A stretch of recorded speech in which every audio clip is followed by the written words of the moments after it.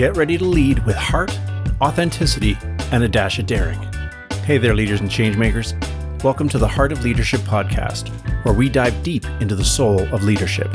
I'm Kip, your guide on this journey of blending human-centered leadership, behavioral science, and strategy, all to help you tackle your toughest challenges. You excited? Yeah, me too. So let's dive in. What are the strategies for overcoming decision-making paralysis? I have no idea what that feels like. All right. Yes. That is a good one. Okay. So decision-making paralysis is a real thing. Sometimes it looks like procrastination. Just to make that clear, it's not just I have a decision and I'm sitting here in front of it and I can't make a decision. I'm feeling the pressure and now I'm crumbling and all that. It's not that dramatic. Procrastination is a form of indecision. I mean, A massive one. Yeah. Right? Exactly. I mean, you're deciding not to take any action, but it's still part of that whole classification, right? For decision-making paralysis. So one of the key things that I think is really important is to obviously first recognize you're doing it. So recognize when you're procrastinating, recognize when you have a decision and you're kind of stalling, and take a deep breath. Like, actually take a deep breath, take a step away and just say, even if you're procrastinating, because I'm sorry, when we're sitting there procrastinating, the first thing that we start doing is, I should be doing this. I should be doing this other thing. I should be doing this other thing. And then we reach for stimulants and distractions to distract us from feeling guilty about not doing the I shoulds, right? So it still is, the tension is still there. It's just with procrastination, we're more able to avoid the situation, right? Like we can ignore that something's happening, that something we have to do is sitting and looming in the darkness. But when it's right in front of you, just take a minute. Just take a beat. Ask for a minute. I just need a minute. Let me think about it.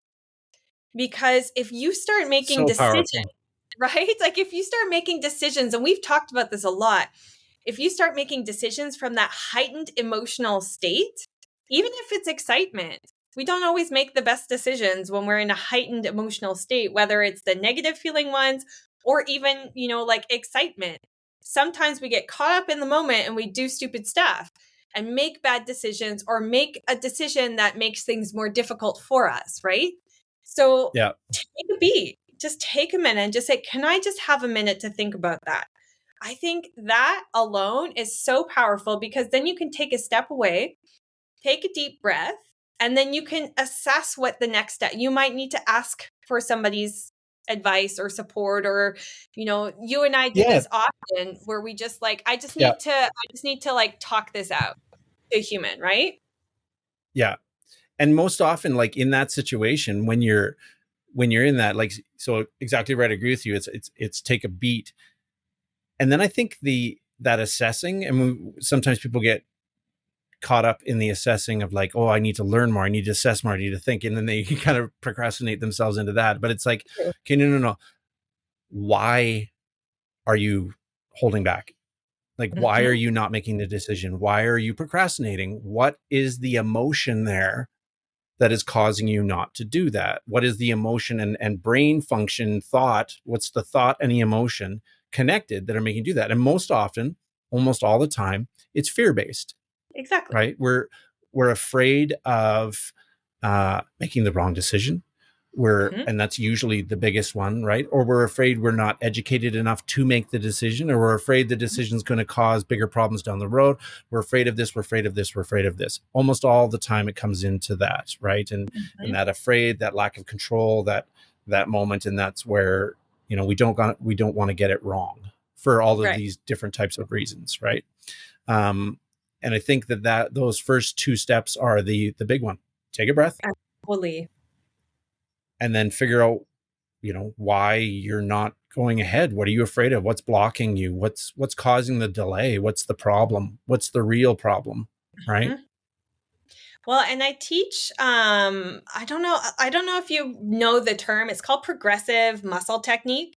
So it's when you Mhm. contract all your muscles on an inhale, you hold it for 30 seconds or 5 seconds, whatever you can do, and then you release it all. And I find even that, because we often tense up, our whole physical body gets tense when we feel that paralysis. And if you don't realize that you're doing that and you're taking these deep breaths, and they're not going to be very deep, and they're not going to give you space, and they're not going to give you the calm, at least a little bit calmer than you were before, to actually really think about things in a constructive and productive way. So progressive muscle technique is really, you take an inhale and you clench all of the muscles you possibly can, and then you relax them and release them on an exhale. And what that does is it actually gives you the physical sensation of the extreme of tension and I love it. relaxation. And it Yeah. physically helps your physical body release tension, because sometimes when people, especially when people aren't used to either breathing to help calm themselves or meditation and things like that, they hold the tension in, and then they say, "Oh, I'm breathing, I'm breathing, I'm breathing." And they don't actually realize how tense they are. And I find that, and I do it to myself sometimes too, is I do the progressive muscle technique when I really just can't let something go. You just tighten everything up on an inhale, do it 3 times, gives you a little bit of space, and it gives you the contrast of feeling extreme tension and then the relaxation afterwards. And then you can lean more into relaxation. Because I Yeah. think that is such a barrier between. So, yeah, it's great to say, take a beat and take a breath and then assess. But that point, how do you take the beat in a productive way so that it actually creates spaciousness for you to do the next step, which is to assess, right? I So love that. Yeah, that's perfect.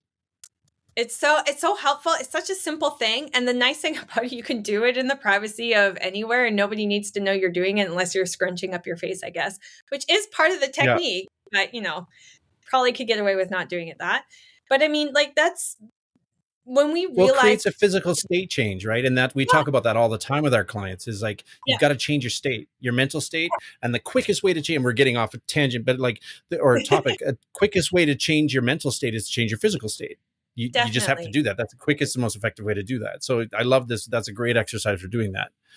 Well, and like I find, especially for decision making, when you're kind of feeling that fork in the road, I find that it's really helpful as well, because what it does is it helps just bring yourself away, because usually when we're projecting ourselves forwards, like you said, you're afraid of the outcome. And so you stagnate in taking action. And so we're projecting what's happening. So our thoughts are in the future. And what a process that, like that physical process, just simply inhale and clench everything, actually brings you back into the present moment. So you can actually like deal with the issue now, as opposed to trying to deal with the issue now from 20 minutes from now, 5 years from now, somewhere in the future, which is not helpful. Yeah. Yeah. So it And has, yeah, I mean, and I think a lot of people are like, well, what if it does happen? The what ifs, right? And that's a thing. And I've always done, I work a lot of people that are in high pressure situations, and work with, you know, the situation where I'm like, okay, so you realize you need to make this call, this decision, and it could go wrong, right? It could go south, or it could go the way you don't want it to go.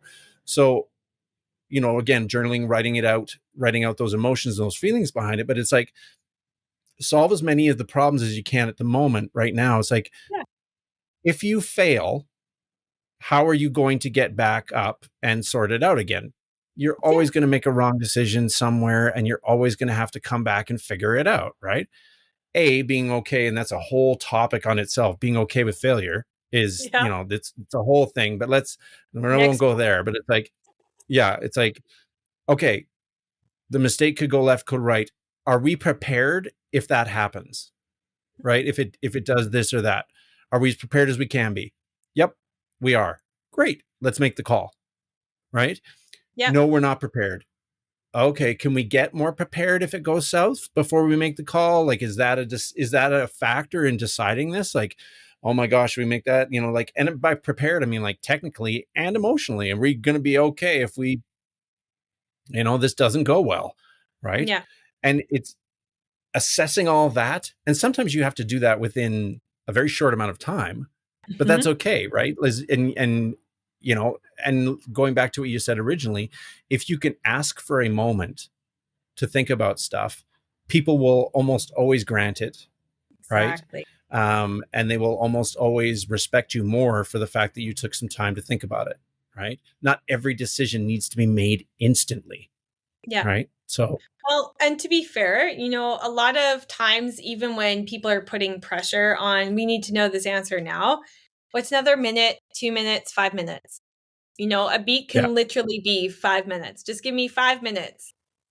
The time it takes me to walk to the toilet, go do my progressive muscle technique by myself in privacy and come back, right? Like, Yep. it's okay. And at the end of the day, the fact of the matter still stands is that it comes back to emotional regulation and that emotional intelligence piece.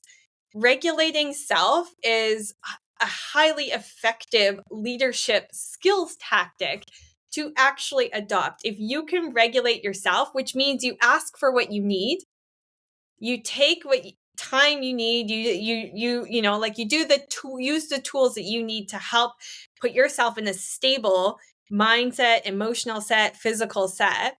It actually is inspiring to other people, because then people will actually say, oh, I need to answer this and I need a minute. Can I have a minute? Oh, I can have a minute.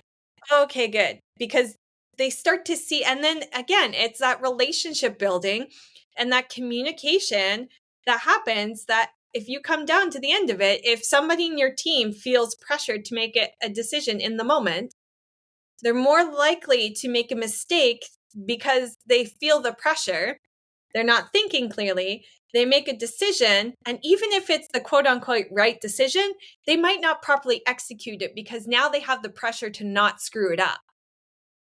Good But when call. you, Yep. right? But when you give people permission, again, it's coming back to, as the leader, yeah, you have to manage self and you have to manage other people.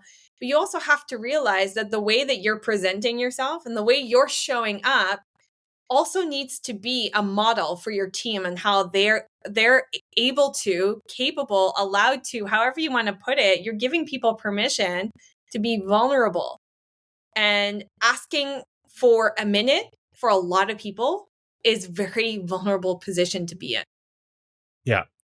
right? Yeah. So I don't know, I think taking a beat is such a good, I don't make any decision career wise, personal wise, when I'm in a heightened emotional state. I do not recommend it to anybody. Take a Yep. beat. So good. Love it.